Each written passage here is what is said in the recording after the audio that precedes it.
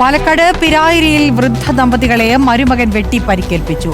പിരായിരി തിരുവത്തപ്പടി സ്വദേശി ടെറി, ഭാര്യ മോളി എന്നിവരെയാണ് മരുമകൻ റിനോയ് ക്രൂരമായി ആക്രമിച്ചത്. ആക്രമണത്തിൽ ഗുരുതരമായി പരിക്കേറ്റ ടെറിയും മോളിയും ചികിത്സയിലാണ്. ആക്രമണത്തിന് ശേഷം ഒളിവിൽ പോയ റിനോയിനായി തെരച്ചിൽ വ്യാപിപ്പിച്ച് പോലീസ്. ഇന്നുച്ചയ്ക്ക് 12 മണിയോടെയാണ് പിരായിരി തെരുവത്തുപടിയിൽ താമസിക്കുന്ന ടെറിയെയും മോളിയെയും മരുമകൻ റിനോയ് വീട്ടിലെത്തി വെട്ടിപ്പരിക്കേൽപ്പിച്ചത്.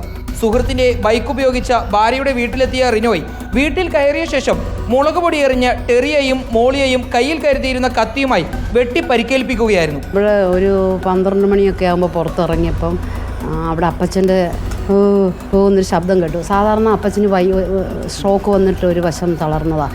വേഗം പോയി നോക്കുമ്പോഴത്തേക്ക് ടീച്ചറെ മരുമം വന്ന് വെട്ടിയിട്ട് പോയി എന്ന് പറഞ്ഞു.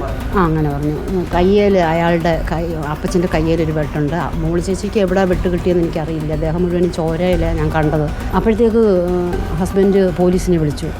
കുടുംബ പ്രശ്നങ്ങളെ തുടർന്ന് ഭാര്യ രേഷ്മയും റിനോയും ഏറെ നാളായി അകന്നു കഴിയുകയാണ്. പ്രശ്നം പരിഹരിക്കാൻ ശ്രമിച്ചെങ്കിലും ഭാര്യയുടെ മാതാപിതാക്കൾ എതിർക്കുന്നുവെന്ന് ആരോപിച്ചാണ് റിനോയ് ഇരുവരെയും ആക്രമിച്ചത്. മരുമകന്റെ ആക്രമണത്തിൽ ഗുരുതരമായി പരിക്കേറ്റ ടെറിയും മോളിയും തൃശൂരിലെ സ്വകാര്യ ആശുപത്രിയിൽ ചികിത്സയിലാണ്. കഴുത്തിലാണ് മോളിക്ക് സാരമായി വെട്ടേറ്റിട്ടുള്ളത്. ആക്രമണത്തിനു ശേഷം ഒളിവിൽ പോയ റിനോയെ കണ്ടെത്താൻ പോലീസ് അന്വേഷണം തുടരുകയാണ്. റിപ്പോർട്ടർ, പാലക്കാട്.